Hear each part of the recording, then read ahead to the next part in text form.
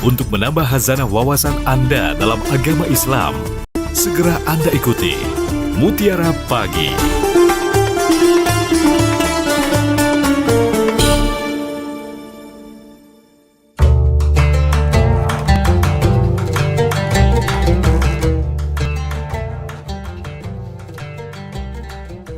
Sembilan 92,4 FM Pro 1 RRI Palembang, kanal informasi dan inspirasi. Bersama Anda pendengar, saatnya kami hadirkan Mutiara Pagi. Di kesempatan hari ini, hari Kamis 21 Mei 2026. Tema ataupun topik yang kami hadirkan hari ini pendengar yaitu hati-hati dengan nafsu. Dan untuk membahasnya lebih jauh, kita juga sudah bersama dengan Ustazah, ada Ustazah R.A. Erika Septiana. Assalamualaikum Ustazah. Waalaikumsalam warahmatullahi wabarakatuh. Baik Kak, gimana kabarnya? Alhamdulillah baik sekali Ustazah. Ustazah apa kabarnya? Insya Allah sehat selalu. Baik, Alhamdulillah. Dan Ustazah seperti biasa nanti kita juga akan mengajak pendengar ya untuk bergabung. Untuk pendengar yang ingin bergabung nanti bisa melalui line telepon di 0821 7927 9090 atau melalui pesan WhatsApp di 0821 7927 9090 atau di line telepon kami di 0711 369977. Dan juga ya untuk Mutiara Pagi di kesempatan pagi hari ini kami tampilkan juga melalui YouTube kami di Pro 1 RRI Palembang. Ustazah, sebelum nanti kita terima penelpon ya dari pendengar, silakan untuk disampaikan materi pengantarnya di kesempatan pagi hari ini. Baik, terima kasih atas kesempatannya Mbak Ega. Bismillahirrahmanirrahim. Assalamualaikum warahmatullahi wabarakatuh. Alhamdulillahirabbil alamin. Assalatu wassalamu ala asrofil anbiya'i wal mursalin wa bihi nasta'in wa ala umurid dunya waddin. Asyhadu an la ilaha illallah wa asyhadu anna Muhammadar Rasulullah. Allahumma shalli ala sayyidina Muhammad wa ala alihi wa sallim. Amma ba'du. Puji syukur selalu kita hadirkan dan panjatkan kepada Allah Subhanahu wa taala yang tidak pernah lupa, tidak pernah absen memberikan segala kebaikan dalam kehidupan kita, bahkan memperingatkan kita ketika hal-hal buruk akan terjadi kepada diri kita. Alhamdulillahirabbil alamin, sampai hari ini, insyaallah sampai detik ini kita masih dapat hidup dengan tenang dan hidup senantiasa mensyukuri semua yang Allah berikan kepada kita. Salawat dan salam kita haturkan pula kehadirat baginda Rasulullah Muhammad sallallahu alaihi wasallam yang dengan pengajarannya, warisan hadis-hadisnya memberikan kita cahaya untuk bisa mencapai ridha Allah Subhanahu wa taala. Saudaraku yang dimuliakan Allah, bahwa kita sebagai makhluk yang disebut oleh Al-Qur'an, yang disebut oleh Allah, yaitu diterjemahkan dalam bahasa kita sebagai makhluk yang disebut manusia. Dalam kategori kemakhlukan ini, di dalam dirinya manusia itu diciptakan juga, diiringkan juga dengan berbagai macam potensi. Salah satunya adalah nafsu. Kita sungguh sangat mengenal kata-kata ini. Nafsu itu kadang-kadang konotasinya negatif, tapi ada juga yang positif. Di antara para kejelekan nafsu itu, hendaknya jangan tiba-tiba kita jauhi, tetapi pelajari dia sebagai sebuah potensi diri yang ada di dalam diri manusia. Pelajari dia, kemudian ditambah pengetahuannya dan dikenali, maka kemudian bisa kita kendalikan. Mengendalikan hawa nafsu sungguh menjadi jihad tersendiri di dalam ajaran Islam, dan itu merupakan bagian dari ibadah kepada Allah Subhanahu wa taala. Sesungguhnya nafsu ini adalah sebuah fenomena yang dalam bahasa sufi juga disebut adalah bagian dari kemakhlukan manusia itu sendiri, dan nafsu itu datangnya sungguh sangat pelan dan tidak terasa. Dia atau nafsu itu dapat mempengaruhi pikiran manusia yang tadinya berpikir baik-baik saja, tetapi ia dapat membelokkan keinginan manusia ini ke arah yang jauh dari mendapatkan ridho Allah Subhanahu wa Ta'ala. Mari kita kembali kepada hakikat kehambaan itu sendiri, bahwa sesungguhnya manusia ini diciptakan oleh Allah Subhanahu wa Ta'ala untuk hanya semata-mata beribadah kepada Allah Subhanahu wa Ta'ala. Jadi ukuran kebahagiaan jiwa manusia itu adalah apabila ibadah itu dapat selalu ditingkatkan dengan pondasi niat. Apapun yang dikerjakan oleh manusia itu sungguh hanya ingin mendapatkan ridho Allah Subhanahu wa Ta'ala. Tetapi adanya fenomena nafsu membuat ibadah itu kadang-kadang membelok niatnya, meninggalkan niat yang sesungguhnya, yaitu ingin mendapatkan ridho dari Allah Subhanahu wa Ta'ala, tetapi malah capaiannya atau target capaiannya itu malah mendapatkan hal lain. Contohnya memuaskan diri, mendapatkan hawa nafsu dunianya. Kemudian kadang-kadang juga terbelokkan ingin memenuhi hasrat-hasrat tertentu.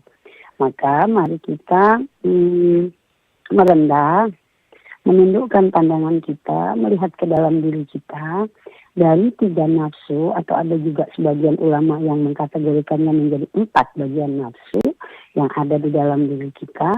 Maka di titik manakah kita sesungguhnya sudah berada selama ini? Apakah kita mengkategorikan diri kita masuk ke dalam nafsu yang tidak disukai oleh Allah Subhanahu wa Ta'ala, atau malah sebaliknya kita berada di tingkat di level tertinggi yang selalu menjaga diri kita dalam balikan nafsu untuk senantiasa mendapatkan ridho Allah Subhanahu wa Ta'ala. Dalam salah satu ayat di surat Yusuf Yusuf ayat 53, ayat tersebut berbunyi, Bismillahirrahmanirrahim, wama ubarri'u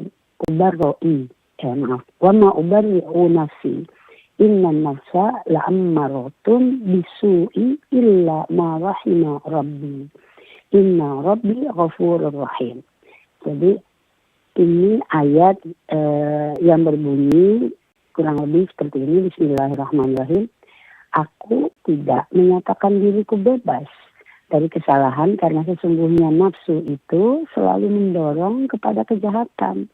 Kecuali nafsu yang diberi rahmat oleh Tuhanku, sesungguhnya Tuhanku Maha Pengampun lagi Maha Penyayang. Ini di surat Yusuf ayat 53, latar belakang dari ayat ini adalah perkataan Zulaikha yang dikatakan di hadapan sang raja ketika beliau mengaku atas pikiran yang melenceng, pikiran yang keluar dari jalurnya, yang sesungguhnya dia sangat menyukai Nabi Allah Yusuf alaihissalam, yang hal itu disembunyikannya lama. Kemudian terjadilah, semua kita tahu pasti tragedi perobekan pakaian Nabi Allah Yusuf alaihissalam yang dilakukan oleh Zulaikha, sehingga ketika disidang di tengah kerajaan beliau mengakui hal ini dan diabadikan perkataan tersebut di dalam Al-Quran, bahwa sesungguhnya Zulaikha menjadi prototipe diri seorang manusia yang terbalut oleh nafsu. Nafsu ingin memiliki Nabi Allah Yusuf alaihissalam, padahal sesungguhnya dirinya sudah memiliki suami, yaitu raja. Sehingga ketika pengakuan itu dilakukan di depan raja dan juga para hadirin yang hadir pada saat itu, terutama teman-teman beliau merasa tidak salah untuk menyukai Nabi Allah Yusuf alaihissalam, karena sesungguhnya beliau menyangka bahwa Nabi Allah Yusuf alaihissalam adalah orang yang dirahmati oleh Allah Subhanahu wa Ta'ala, dan dia tidak merasa salah untuk menyukai Nabi Yusuf alaihissalam. Kalimat pembelaannya ini menyadarkan kita bahwa sesungguhnya hawa nafsu mampu menutup semua apa yang sudah Allah berikan terhadap diri kita. Maka kalimat dari ayat ini dapat dikategorikan dalam salah satu kategori nafsu yang diberikan oleh para ulama sufi, yaitu satu, nafsu amarah, yang disebut dengan nafsu amarah, ya, atau nafsu yang selalu mendorong kita pada kejelekan. Kejelekan yang paling rendah di dalam diri manusia, atau keburukan yang paling rendah di dalam diri manusia itu, yaitu adalah nafsu yang dikategorikan dalam mewujudkan ego. Ego itu ya kita mungkin menjadi tidak sabar, menjadi mudah marah, mudah tidak puas, dan banyak hal negatif lainnya, sehingga kita melupakan hakikat dari upaya untuk mewujudkan suatu mimpi tersebut. Inginnya itu apa? Inginnya itu apakah ingin mendapatkan cita-cita sebatas itu saja demi gengsi dan sebagainya, atau ingin mendapatkan ridha dari Allah Subhanahu wa taala, sehingga nafsu amarah ini adalah nafsu yang memalingkan kita dari niatan awal kita melakukan atau ingin mewujudkan satu cita-cita, sehingga tanpa disadari kita tengah berada dalam masalah. Karena apa? Karena landasan niat itu tadi sudah berubah, dan itu dipergerakkan oleh hawa nafsu yang muncul di dalam diri manusia tersebut. Kemudian yang kedua, ada kategorinya yang disebut dengan nafsu lawamah. Nafsu lawamah adalah kategori nafsu yang menyadari kesalahan, di mana jiwa manusia seringkali menyesali perbuatan buruk yang telah dilakukannya. Nah, ini membimbing manusia untuk lebih aktif, mentadaburi diri dan merendahkan diri di hadapan Allah Subhanahu wa taala, sehingga dia mampu menemukan kesalahannya, dan kesalahan itu berakui. Yang lebih bagusnya adalah kesalahan itu diakui dan diungkapkan dengan permohonan maaf, permohonan ampun, baik kepada manusia maupun kepada Allah Subhanahu wa taala. Dan tingkatan nafsu yang ketiga atau yang lebih tinggi, yaitu disebut dengan nafsu mutmainnah atau jiwa yang tenang, nafsu yang mendorong jiwa ke arah yang lebih tenang, yaitu ini jiwa yang salah satu tanda mendapat ridha dari Allah Subhanahu wa taala, di mana jiwa manusia itu mampu merasa tenang ketika melaksanakan ketaatan kepada Allah Subhanahu wa taala. Jadi semua hal yang dilarang itu dijauhi, dan semua hal yang dianjurkan, diperintahkan itu dilaksanakan dengan bersungguh-sungguh, tetapi malah hal itu menjadikan ketenangan di dalam diri manusia tersebut. Nah, ada juga satu yang membaginya menjadi 4 di antara nafsu ini. Ada yang disebut juga dengan nafsu sufiyah atau mulhimah, yaitu nafsu yang selalu tergoda dengan keindahan kehidupan duniawi. Kehidupan duniawi itu ya ada tahta, harta, wanita, dan hal-hal yang memang sifatnya materialistik.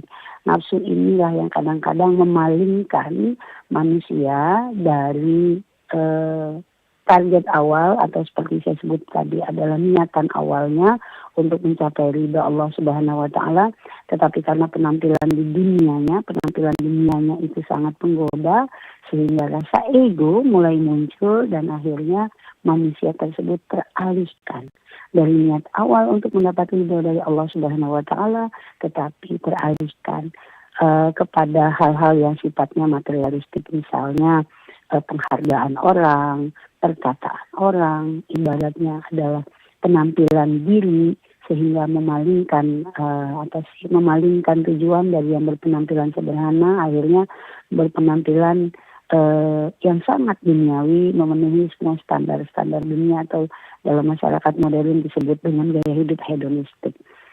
Para pendengar Radio Plus 1 yang dimuliakan Allah Subhanahu wa taala, menyadari adanya fenomena nafsu di dalam diri ini adalah bisa bernilai suatu ibadah karena itu merupakan jihad.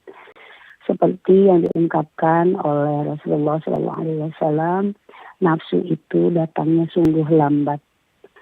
Sungguh lambat maksudnya tidak terasa. Kadang-kadang niat awal kita melakukan segala sesuatu itu adalah untuk beribadah, tetapi di dalam perjalanannya kita teralihkan karena ada berbagai macam alasan. Sehingga wujud niat yang tadinya dilakukan demi ibadah, tetapi itu teralihkan akhirnya untuk memenuhi gengsi. Yang paling sering terjadi dari berbagai kasus itu adalah teralihkan karena prestis dalam kehidupan. Pandangan orang lain terhadap diri kita, hawa nafsu kita ingin dipandang keren, ingin dipandang baik oleh sesama kita, sehingga kita teralihkan dari cita-cita untuk mendapatkan ridho Allah Subhanahu wa Ta'ala. Contoh misalnya, ketika kita melakukan sholat, dan sholat itu kita lakukan berjamaah ke masjid. Pada awalnya kita ingin melakukan sholat berjamaah ke masjid itu karena ingin meraih ridho, meraih pahala yang lebih banyak yang disediakan oleh Allah Subhanahu wa Ta'ala. Tapi ketika ada masalah, clash yang terjadi atau apapun itu, sehingga niat kita tanpa kita sadari niatnya berubah demi dilihat oleh tetangga, demi dipandang kehusukan kita, demi dipandang keibadatan kita kepada Allah Subhanahu wa Ta'ala oleh tetangga kita, oleh sesama manusia. Maka ketika niatan itu bergeser, maka sesungguhnya manusia harus menyadari bahwa dia tidak pernah mendapatkan apa-apa dari sholatnya, sholat jemaah yang dilakukan keluar rumah dan dilakukannya menuju ke masjid. Ketika semangatnya menjadi berubah, maka sesungguhnya dia tidak mendapatkan apapun dari nilai sholatnya tersebut, kecuali pandangan yang diharapkan dari tetangganya tersebut. Hal ini sepertinya sangat kecil, tetapi haruslah disadari bahwa ini berefek besar kepada diri manusia. Nilai-nilai kesombongan, nilai-nilai egoisme yang ada di dalam diri manusia kadang-kadang itu menutupi nilai luhur ibadah yang sesungguhnya menjadi naluri, menjadi refleks yang bisa dilakukan oleh manusia. Tetapi sekali lagi, cara untuk menghindari perusakan terhadap niat itu adalah dengan menambah ilmu, menambah pengetahuan di dalam pikiran kita, di dalam hati kita, pengetahuan yang sifatnya itu hanya kembali kepada Allah Subhanahu wa Ta'ala. Karena dari pengetahuan tersebut, otak akan membimbing kita untuk mengembalikan niat awal ibadah itu ke tempat yang sesungguhnya. Manusia seringkali teralihkan dari niatan awal dalam melakukan sesuatu itu gara-gara pandangan. Bisa jadi karena pandangan langsung yang dilakukan oleh mata kita dan pikiran kita, atau pandangan itu bisa berubah dengan adanya masukan yang diberikan oleh orang-orang di sekitar kita. Fungsi dari pikiran itu sendiri hendaknya mampu kita kendalikan, mampu kita atur, bukan pikiran buruk yang mengendalikan kita. Sungguh ini suatu fenomena yang seringkali tidak dapat kita kendalikan. Karena pada akhirnya kesibukan hati yang buruk tadi atau niatan yang teralihkan tadi, apabila terlalu sering kita lakukan, maka itu akan berefek negatif kepada keadaan fisik kita. Seseorang yang kemudian akan merasakan dampaknya, misalnya mengidap berbagai penyakit seperti misalnya penyakit darah tinggi, penyakit jantung. Apabila sudah lama mengendap di dalam tubuh kita dan kita konsultasikan kepada dokter, maka dokter akan berkata, Bapak atau Ibu, jangan banyak-banyak pikiran yang negatif, jangan banyak-banyak pikiran yang bisa merusak kesehatannya. Ini artinya pernyataan dari seorang ahli kesehatan sungguh sangat menyadari apabila manusia tidak mampu mengendalikan pikirannya ke arah pikiran yang lebih positif dan lebih baik, maka itu dapat merusak kesehatannya secara permanen. Akhirnya menimbulkan berbagai penyakit yang akan menyusahkan kehidupan manusia itu. Maka saudaraku yang dimuliakan oleh Allah Subhanahu wa taala, mari bangun pemahaman terhadap diri kita bahwa adanya koneksitas atau keterikatan antara kehidupan batin dan lahir yang masing-masing memberikan efek.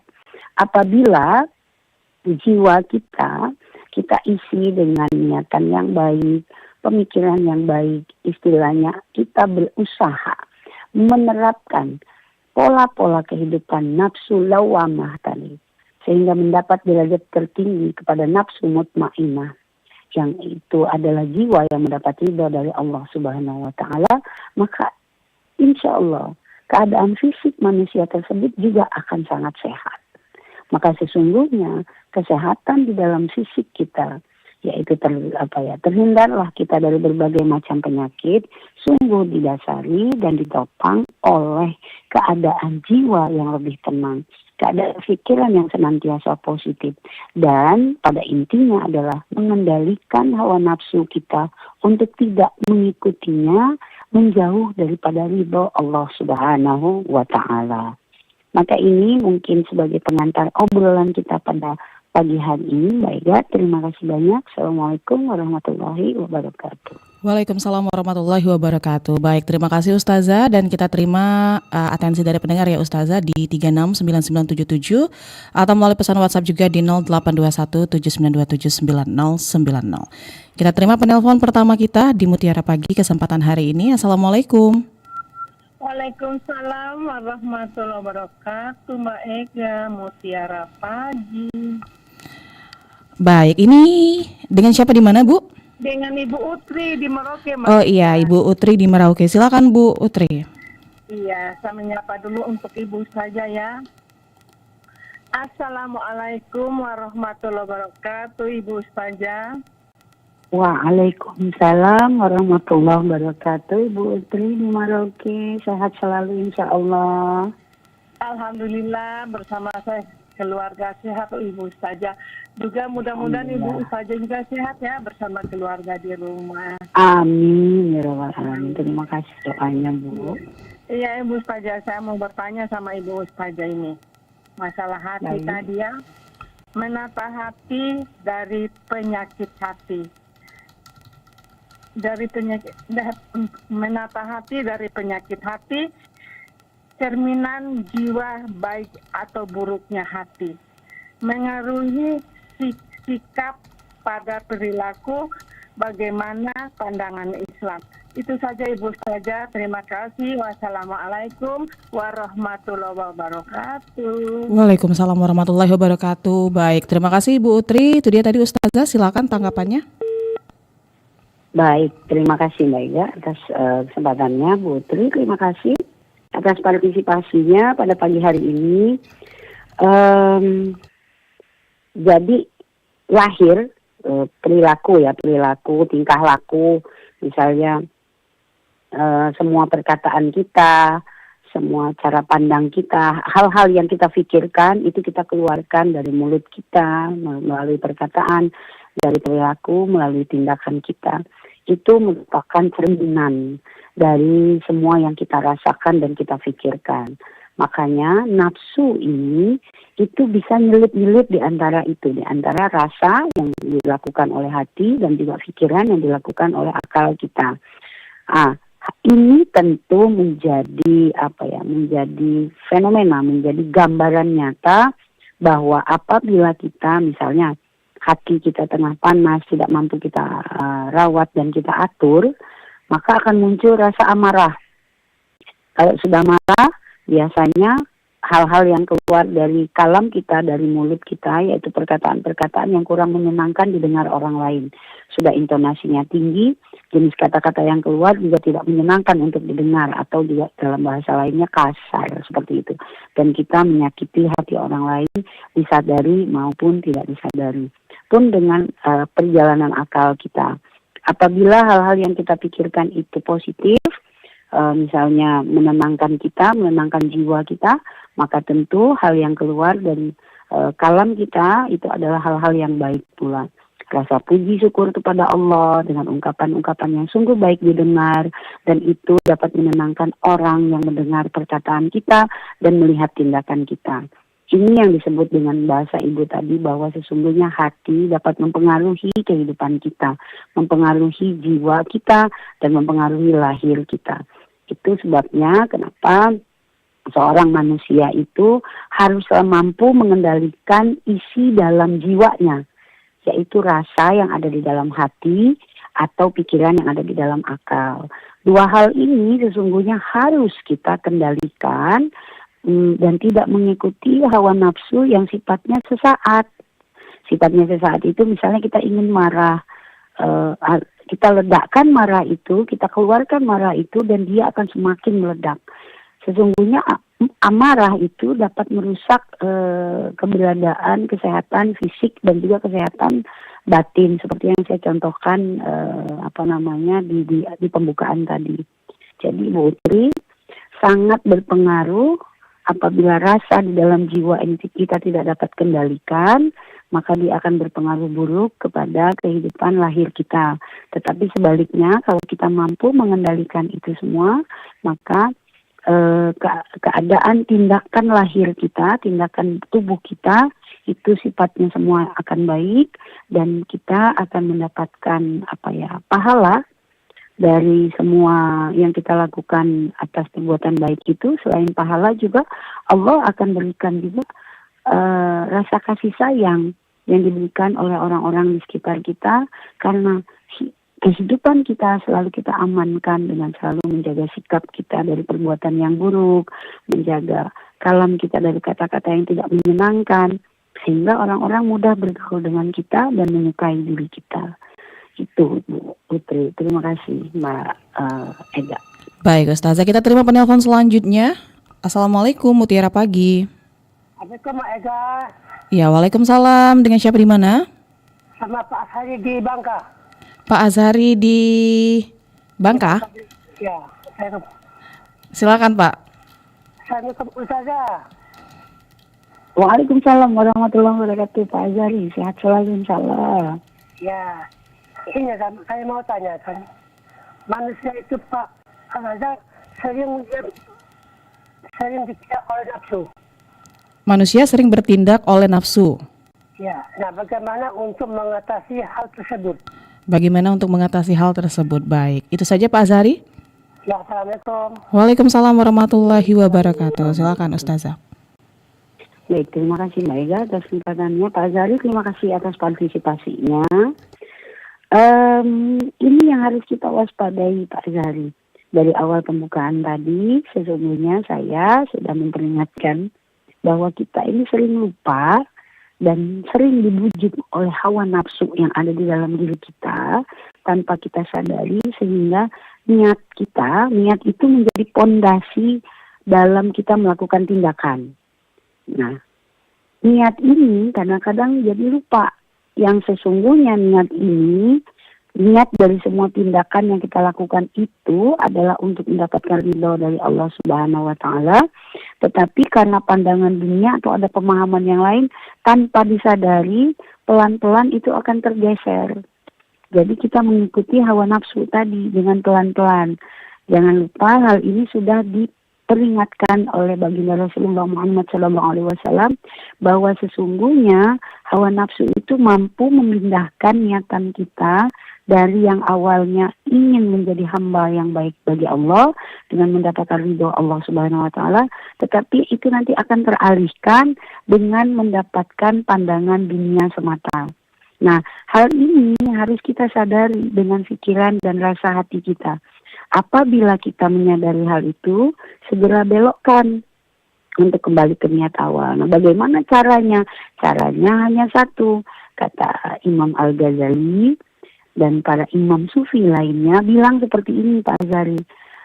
Apabila hati itu bersih, pikiran itu bersih dari maksiat, maka cahaya ilmu Allah ini akan segera masuk ke dalamnya. Jadi intinya, apabila kita merasakan kekurang nyamanan dengan tindakan kita, dengan peralihan niat tadi, maka itulah yang menjadi tanda bahwa sesungguhnya hati kita sedang kotor, sedang dijangkiti penyakit yang diliputi oleh hawa nafsu belaka tadi. Hawa nafsunya ada hawa nafsu yang buruk ya, bukan hawa nafsu yang baik tadi. Hawa nafsu yang ingin mewujudkan impian-impian yang sifatnya keduniaan saja. Hawa nafsu yang sifatnya dilandasi oleh rasa amarah. Rasa amarah itu bukan marah-marah membentak-bentak ya, bukan. Tapi amarah itu maksudnya adalah memenuhi semua niat-niat keegoan manusia. Contohnya mampu melakukan perbuatan maksiat. Misalnya senang sekali bergunjing, menjelekkan orang lain tanpa mampu menilai kejelekan dari diri sendiri, atau bermewah-mewah dengan berlebih-lebihan dengan niat untuk memamerkan kemampuannya, memamerkan hartanya sehingga membuat orang lain merasa takluk dengan kemampuan tersebut. Itu tidak ada nilainya di hadapan Allah Subhanahu wa taala. Atau misalnya kita ingin mengalahkan seseorang hanya karena sifat dendam dan amarah kita, sehingga apapun kita lakukan untuk mendapatkan perhatian dari orang tersebut, itu sangat tidak direkomendasikan, tidak diizinkan terjadi dalam pergaulan orang Islam. Karena apa? Hal-hal yang didasari dengan hawa nafsu itu sifatnya hanya memenuhi rasa egoisme belaka, tidak mengandung nilai apapun di hadapan Allah Subhanahu wa taala. Maka Pak Azhari, apabila kita ingin menjaga diri kita dari penguasaan hawa nafsu tadi, salah satunya dengan selalu mengkoreksi diri, mentadaburi diri apabila kita melakukan kesalahan, maka segera memohon maaf kepada manusia dan juga memohon ampun kepada Allah, dengan segera mengakui kesalahannya dan memaafkan diri kita sehingga kita tidak mampu dan tidak berkuasa lagi untuk melakukan tindakan itu di waktu yang lainnya. Selalu mengkoreksi diri, menjaga diri untuk Allah Subhanahu wa taala itu sendiri adalah jihad. Sehingga jihad itu dihargai oleh Allah Subhanahu wa taala dengan limpahan keberkahan, dengan limpahan rahmat, dan hidup kita insya Allah akan semakin mudah.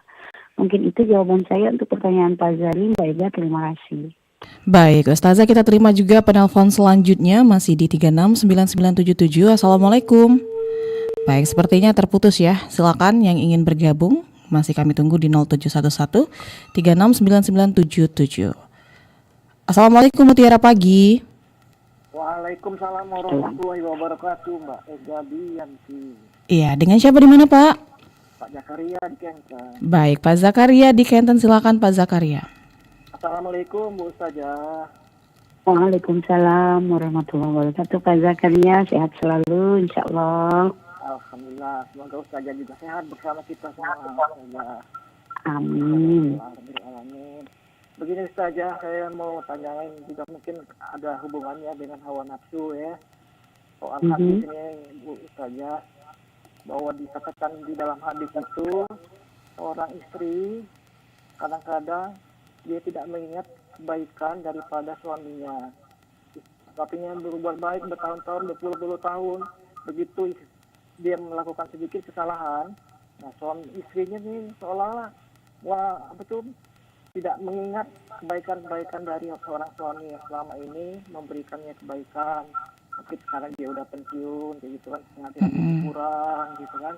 Jadi ada kesalahan sedikit, cenderung istri ini lalu menjelek-jelekan hubungannya dengan kesalahan-kesalahan dia atau mungkin keluarga.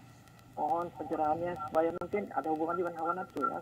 Oke. Biasanya Bu Ustazah, semoga berkah ilmunya. Assalamualaikum warahmatullahi wabarakatuh. Waalaikumsalam warahmatullahi wabarakatuh. Itu dia tadi dari Pak Zakaria di Kenten, Ustazah, silakan. Baik, terima kasih Mbak Ega. Pak Zakaria, terima kasih juga atas partisipasinya pada pagi hari ini. Ini salah satu contoh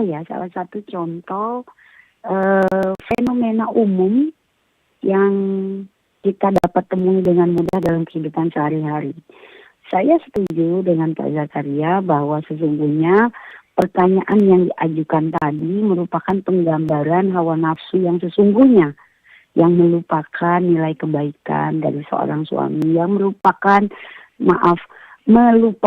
nilai-nilai ibadah dalam jalinan pernikahan antara seorang perempuan dan laki-laki yang terbalut dalam ikatan rumah tangga. Jadi ingatlah ketika seorang perempuan dibaiat menjadi istri seorang laki-laki, ketika akad nikah itu, yang dibaca kalimatnya adalah kalimat sumpah yang sangat tinggi yang ada di muka bumi ini, yaitu syahadat. Mensyahadatkan dirinya, seorang suami mensyahadatkan, mempersaksikan keberadaan Allah Subhanahu wa Ta'ala dan Rasulnya, dan itu diucapkan mengambil seorang wanita dari orang tuanya. Dan itu kemudian beralih namanya menjadi seorang istri. Dalam Islam, seorang istri mempunyai konsekuensi-konsekuensi sendiri, yang salah satunya adalah mengabdi, memberikan pengabdian kehidupannya kepada seorang suami. Nah, kata Pak Zakaria tadi, ketika suaminya sudah mulai lemah, atau lagi sudah mulai pensiun, mulai mungkin tidak mampu memenuhi kebutuhan-kebutuhan duniawi istrinya, sang istri mulai suka marah-marah. Hal ini tidak boleh dilakukan oleh seorang istri. Dan janganlah para istri, janganlah Anda semua berbangga dengan merasa mungkin lebih muda dan lebih cantik, lebih segala macam dari suami Anda. Karena apabila Anda merasakan sukses sendiri dalam rumah tangga, itu salah. Sukses dalam rumah tangga mestinya itu dirasakan bahagianya oleh kedua belah pihak, yaitu oleh suami dan juga oleh istri. Pun sebaliknya, seorang suami yang punya pangkat tinggi, pekerjaan bagus, bahkan pensiun dalam kondisi yang sangat baik, misalnya, janganlah itu dirasakan sendiri saja sebagai prestasi atas dirinya sendiri, dalam kehidupannya secara sendiri. Jangan lupa bahwa di belakang itu, prestasi itu didukung oleh seorang istri yang selalu mengabdi dalam kehidupannya, baik di luar rumah maupun di dalam rumah. Jadi intinya apa? Intinya apabila masih terikat dalam ikatan sebuah pernikahan, maka ini adalah mahligai yang mulia. Mahligai yang harus dijaga kebaikannya antara kedua belah pihak, oleh istri dan juga oleh suami. Tidak boleh oleh satu pihak saja. Ini akan timpang jalannya dan tidak akan pernah berhasil. Maka apabila ditemui seorang istri yang lupa mengingat kebaikan suaminya, itu adalah sesuatu yang salah dan boleh kita peringatkan.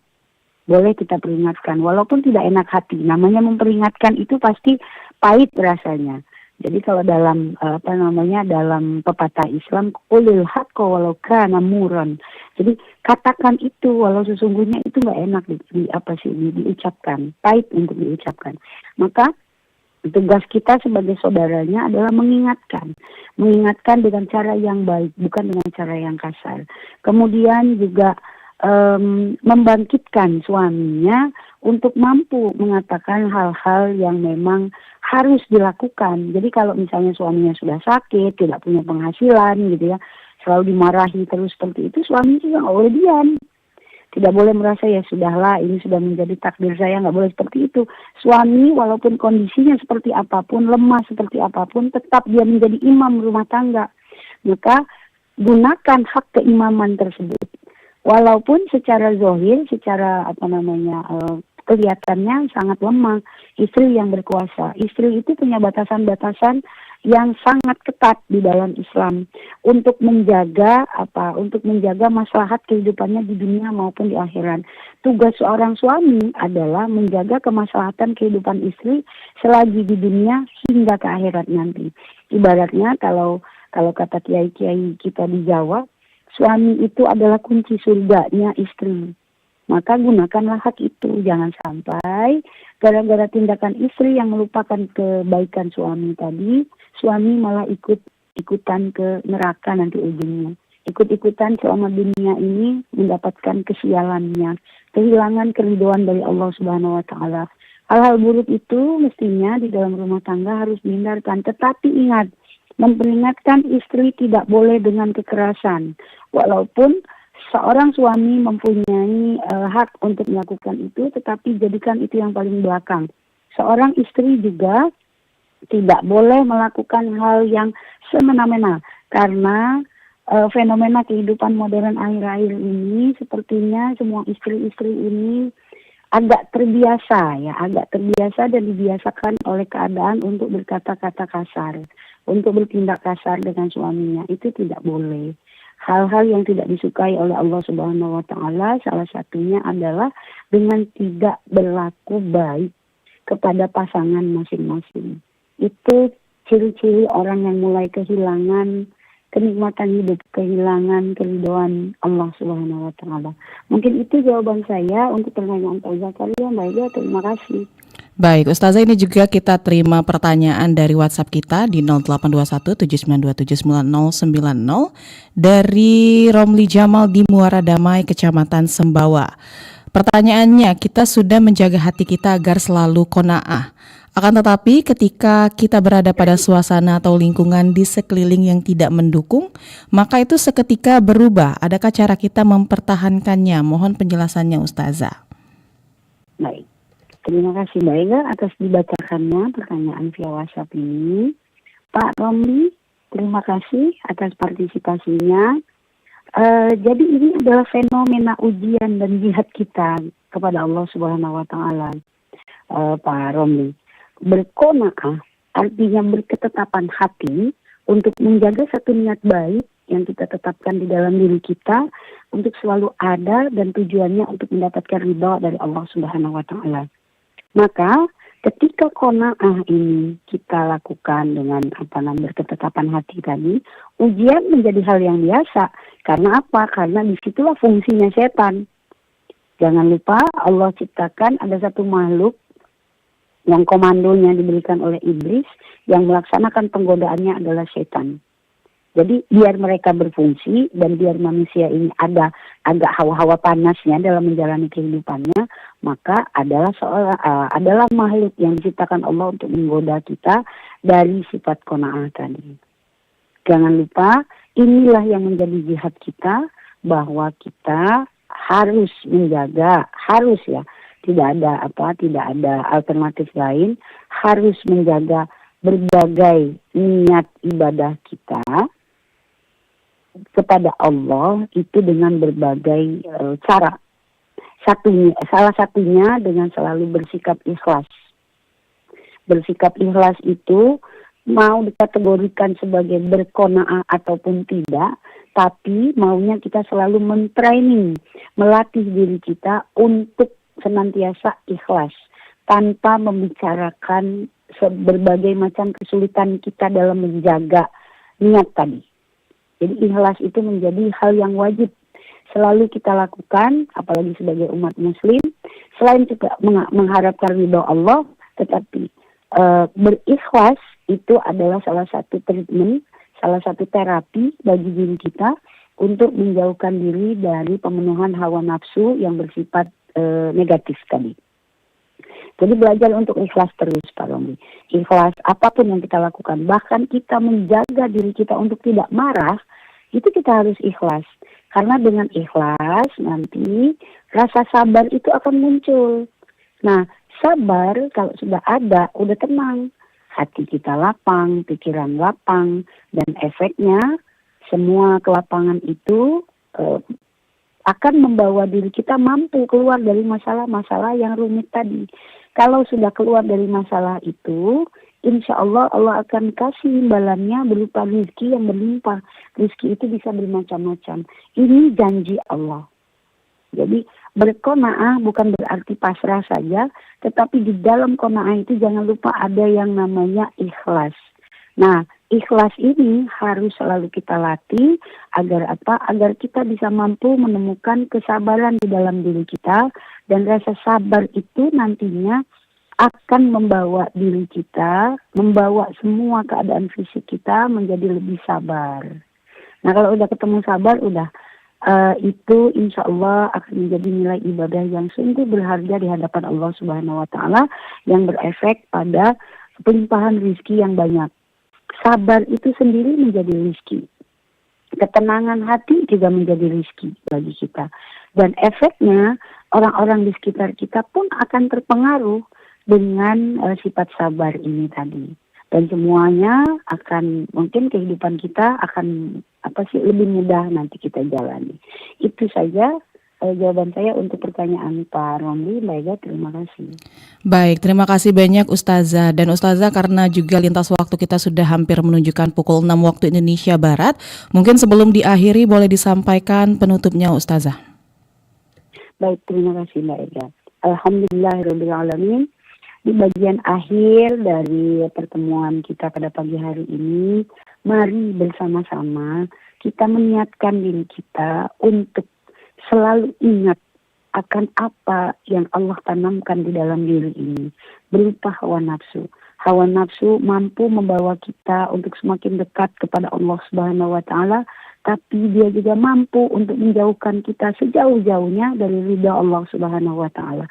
Jadi intinya, sebagai manusia kita harus berhati-hati dalam kehidupan kita. Kita selalu diikuti oleh hawa nafsu ini, karena hawa nafsu ini, ingat kata Rasulullah, datangnya sedemikian lambat dan sedemikian halus, sehingga akhirnya pikiran kita dan rasa kita akan tertipu olehnya, dan kita akan menjauh. Ketika kita sadar, kita akan jauh dari ridha Allah Subhanahu wa Ta'ala. Maka saudaraku yang dimuliakan oleh Allah Subhanahu wa Ta'ala, mari jaga diri kita dari menjalani kehidupan yang hanya semata-mata memenuhi hawa nafsu saja. Alihkanlah kehidupan kita untuk semata-mata hanya mengejar ridho dari Allah Subhanahu wa Ta'ala, walaupun ujiannya juga berat. Ingatlah, beratnya kehidupan dunia ini akan dibayar oleh Allah dengan kenikmatan yang tiada akhirnya pada kehidupan akhirat nanti.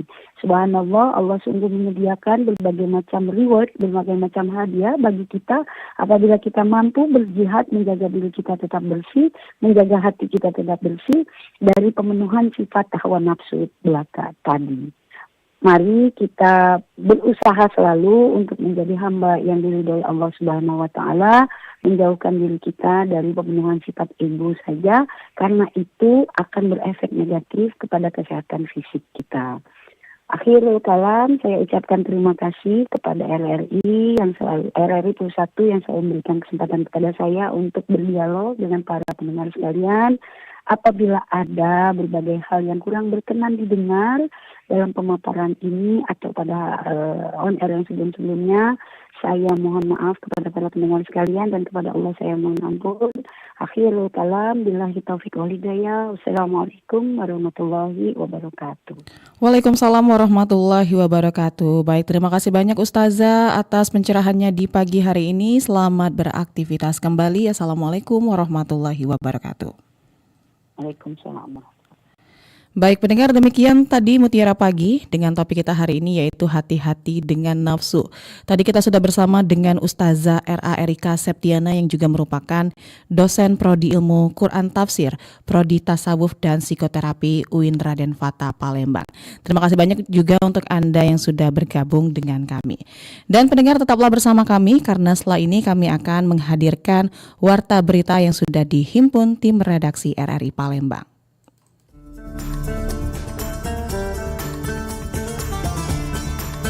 Baru saja Anda ikuti Mutiara Pagi.